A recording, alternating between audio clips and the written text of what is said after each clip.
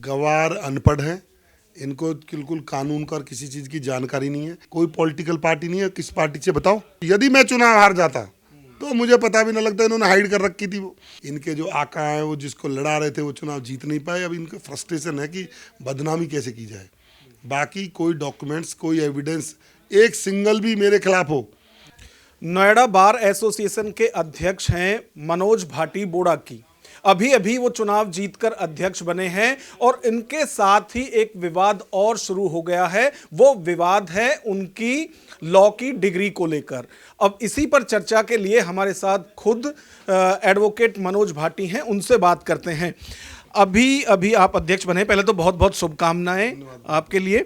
और दूसरा ये कि जो ये विवाद है ये पहले भी एक बार हुआ था कि आप एयरफोर्स में थे और वहाँ रहते हुए आपने यहाँ 76% जो अटेंडेंस है वो कैसे हो गई। तो ये जो सवाल उठ रहा है इसका क्या जवाब है? ये जब भी मैं चुनाव लड़ता हूँ, मैं तीसरी बार का प्रेसिडेंट बना हूँ, तो 18 से लेके और अब तक लगातार 7 साल से ये 70 बार शिकायतें हो चुकी हैं। अलग अलग स्तर पर शिकायतें निस्तारित भी हो चुकी हैं। ये शिकायतें जो कहते हैं कि डिग्री फर्जी है, ये है वो है, ये बिल्कुल निराधार, बेसलेस है। जो मुकदमा पंजीकृत हुआ, मेरे जो राजनीतिक विरोधी हैं और जो इनके जो कंप्लेनेंट है, इसके राजनीतिक आका जो हैं, उन्होंने जाके, और एक इसमें पूर्व अध्यक्ष शामिल है, जो जाके थाने पे जाके बैठ के लिखवाई गई है। केवल दुर्भावना से प्रेरित हो गए कि मनोज भाटी को नॉमिनेशन नहीं करने देंगे। पहले तो 10 तारीख को जो कराने का इनकी टाइमिंग बताता हूँ। जब नॉमिनेशन में इनकी ताल नहीं लगी कि यहाँ पर पूरा जनसैलाब टूटा पड़ा, तो इन्होंने सोचा कि जैसे ही ये चुनाव हारेगा, क्योंकि ये श्योर थे, इन्होंने इतना बड़ा फर्जीवाड़ा कर दिया था उसने, पूर्व अध्यक्ष ने, वो श्योर थे कि चुनाव जीतेंगे। फिर वहाँ जब चुनाव हार गए तो इनका मंसूबे फेल हो गए। तो यदि मैं चुनाव हार जाता तो मुझे पता भी ना लगता। इन्होंने हाइड कर रखी थी वो। जबकि नियम ये है कि जब FIR होती है तो नेक्स्ट डे 24 घंटे में कोर्ट में जानी चाहिए। वो आई है 24 दिन में कोर्ट में। तो इनका पूरे मंसूबे ये थे कि भाई किसी तरह से इसको हरास करके, कुछ करके इसको बेइज्जत करें। बाकी लीगली जो इन्होंने धाराएं लगाई हैं 67, 467, 71, क्या डॉक्यूमेंट मैंने लगा के यूज करा है, क्या फर्जीवाड़ा किया है। जो डिग्री है यूनिवर्सिटी ने दी है, जो भी हाई कोर्ट के ऑर्डर है, या जो UGC का लेटर है, या जो CCS यूनिवर्सिटी से जो हाई पावर कमेटी ने जो जांच करके वो दिए, सारे वो ओरिजिनल डॉक्यूमेंट्स हैं, सारे वेरीफाई किए जा सकते हैं। मैंने कोई डॉक्यूमेंट जो फर्जी लगाया हो तो आप कह सकते हो, कहते हैं फर्जी शपथ पत्र दे के बार काउंसिल में रजिस्टर करा लिया। बार काउंसिल में DC चली, अजय कुमार बनाम मनोज भाटी, उसमें तय हुआ, दोनों पक्षों को गुण दोष के आधार पर सुना गया। 25,000 की पेनल्टी उस पर जो कंप्लेनेंट उस पर लगी। उसके बाद सेम इसने दोबारा DC वहाँ पे डाली, सेम मैटर की। जबकि नियम है कि जो एक चीज़ डिसाइड हो गई उसमें दोबारा कोई कंप्लेंट नहीं हो सकती। इसने दोबारा कंप्लेंट की, कंप्लेंट करके घर बैठ गया। केवल हरास करना था, पैसे एक्सटॉर्ट करता है। 1-1.5 साल गया ही नहीं तो एक्स पार्टी वो डिसमिस हो गई। अब बताता है कि रेस्टो डाला, मुझे तो कोई नोटिस आज तक आया नहीं है। ये बताता है रेस्टो डाला, तो उसका जवाब मैं दाखिल कर चुका। जो ये सवाल उठा रहे हैं कि एयरफोर्स में ऑन ड्यूटी रहते हुए 76% अटेंडेंस कैसे हो गई, इसका बताता हूँ। कोई भी जो गवर्नमेंट रूल्स हैं जो कर्मचारी के लिए, वो 2 तरह से आप रेगुलर वो कर सकते हो। या तो स्टडी लीव लेके, या आप उस विभाग से पूर्व अनुमति प्राप्त करके, ये दोनों हैं।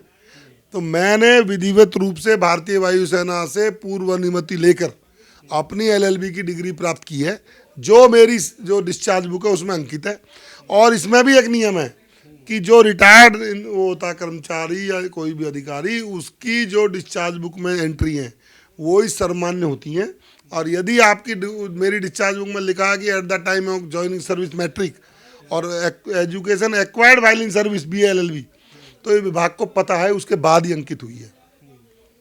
ग्रेजुएशन की डिग्री को लेकर भी चल रहा है कि वो 1 साल की क्यों है, 3 साल की होती है। तो इसको लेकर भी कहा जा रहा है कि फर्जीवाड़ा शुरू से ही करते आ रहे हैं। गवार अनपढ़ हैं। इनको बिल्कुल कानून का और किसी चीज़ की जानकारी नहीं है। यूनिवर्सिटी जो चलती हैं वो UGC से चलती हैं। जो भी यूनिवर्सिटी है वो UGC उसको गवर्न करती है। UGC का 4 मार्च 97 का लेटर है कि जो BA एक्सटर्नल एग्जामिनेशन जो उस्मान यूनिवर्सिटी कंडक्ट करता था, वो फर्दर डिग्री और एम्प्लॉयमेंट के लिए वैलिड डिग्री है। इसमें एक हाईकोर्ट का केस लॉ भी है। माननीय उच्च न्यायालय में एक रिव्यू पिटीशन फाइल हुई थी। इसमें कोई किसी सर्विस छोड़ के वो उसने यहाँ से डिग्री ली थी, उसको किसी बीएससी या डीआई उसने डिसमिस कर दिया था। वो रिव्यू पिटीशन में गया था ऑनरेबल हाई कोर्ट की लखनऊ बेंच में, इलाहाबाद हाई कोर्ट की। लखनऊ बेंच ने डिसाइड कर रखा है कि ये फर्दर डिग्री और एम्प्लॉयमेंट के लिए वैलिड डिग्री है। उसी 4 मार्च 97 को लेटर का हवाला ऑनरेबल हाई कोर्ट के ऑर्डर में खोला हुआ 2011 में। ये सब बिल्कुल फ्रस्ट्रेटेड, चुनाव जीत नहीं पाए। इनके जो आका हैं वो जिसको लड़ा रहे थे वो चुनाव जीत नहीं पाए। अब इनका फ्रस्ट्रेशन है कि बदनामी कैसे की जाए। बाकी कोई डॉक्यूमेंट्स, कोई एविडेंस एक सिंगल भी मेरे खिलाफ हो। जब हमें पता लगा परसों तो हमने इंटरिम एंटिसिपेटरी बेल डाली, इंटरिम ऑनरेबल कोर्ट ने अलाउ कर दी।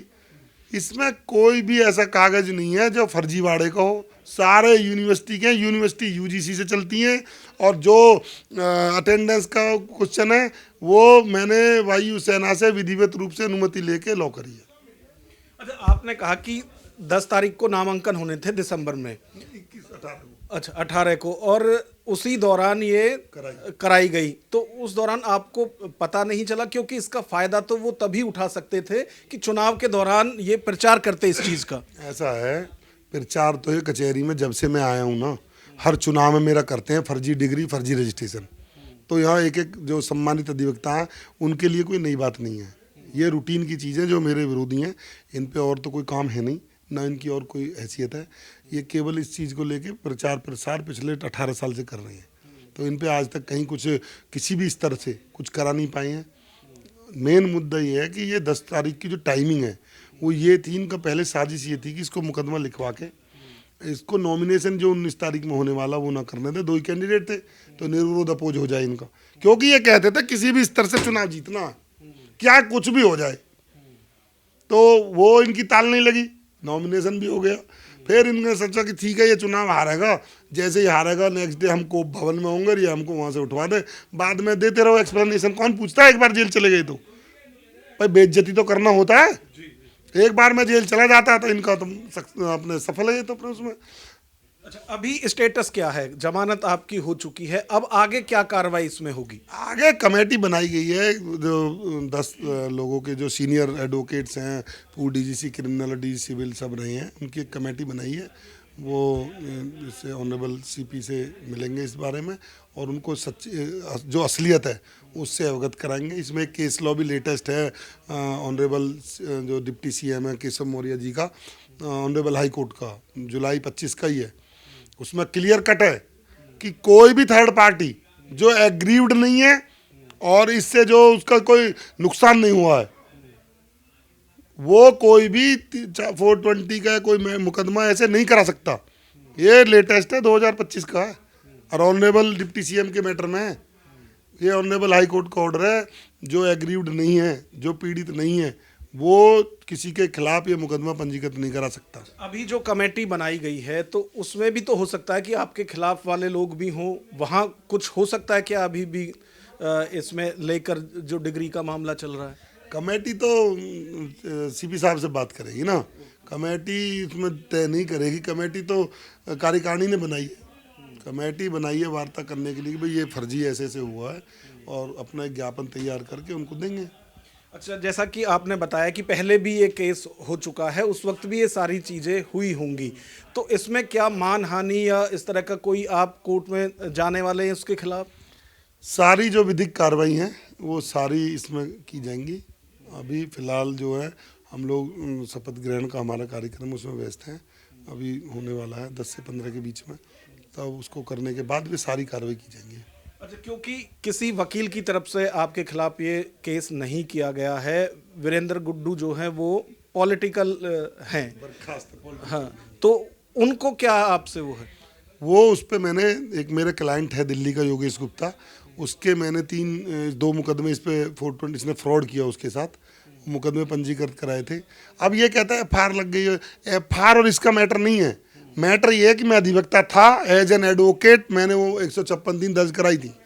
एक और दूसरा तीसरा वो है एडवोकेट, वो क्लाइंट है, उसका भी एक मुकदमा फर्जीवाड़े के इस पर कराया था। एफआईआर और मेरा चार्जशीट से लेना देना नहीं है। एज एन एडवोकेट मैंने इसके खिलाफ 3 मुकदमे पंजीकृत कराए थे, उससे पीड़ित है ये, और ये ब्लैकमेलर है, कोई पॉलिटिकल पार्टी नहीं है। किस पार्टी से बताओ? ये किसी पार्टी से नहीं, कांग्रेस में था, बर्खास्त हो चुका, वही ब्लैकमेलिंग और अवैध धन की उगाही करता था। इसका टोटल काम, इसने कम से कम 1 दर्जन लोगों के खिलाफ मुकदमे कराए हुए हैं झूठे, पुलिस का मुखबिर है। इसका कोई काम नहीं है, फुल टाइम अवैध वसूली और रंगदारी है। शायद ये सीएम ऑफिस से आई है क्या कंप्लेंट जो हुई है आपके यही खिलाफ? तो, ये जो लिखी है कि वो माननीय मुख्यमंत्री जी का कुछ नहीं है, वो आईजीआरएस डाली गई है। आईजीआरएस जो माननीय मुख्यमंत्री के कार्यालय से ही, वहाँ पे जो विशेष सचिव वो रहते हैं वही तो करते हैं इसको डील। आईजीआरएस डाली गई थी, सेम आईजीआरएस पहले बीटा थाने में डाली, उसकी जांच एसीपी जो फर्स्ट है उन्होंने की। मुझे नोटिस इशू हुआ, मैंने जवाब दिया, मेरे बयान हुए और वो उसमें डिस्पोजल कर दी, मतलब कि ये माननीय न्यायालय के क्षेत्राधिकार का मसला, पुलिस कार्रवाई अपेक्षित नहीं है। फिर सेम कंप्लेंट, सेम कंप्लेनेंट, कोई उसका मटेरियल चेंज नहीं है कंप्लेंट का, वो नॉलेज पार्क में डाली गई। इस बार मुझे कोई अपनी सफाई का मौका नहीं मिला।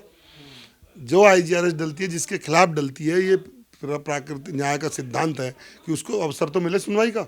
सेम एसीपी फर्स्ट है, उसने इस बार ना मुझे सुनवाई का मौका दे तो डायरेक्ट मुकदमा पंजीकृत कर दिया। एक एसीपी एक ही कंप्लेंट में, एक ही कंप्लेनेंट की, एक कंप्लेंट को तो मेरे फेवर में डिसाइड कर देता है, एक को मेरे खिलाफ मुकदमा पंजीकृत कर देता है। ये भी तो देखने की बात है कि कितने मिली भगत है इनकी, ये मेरा कहना है।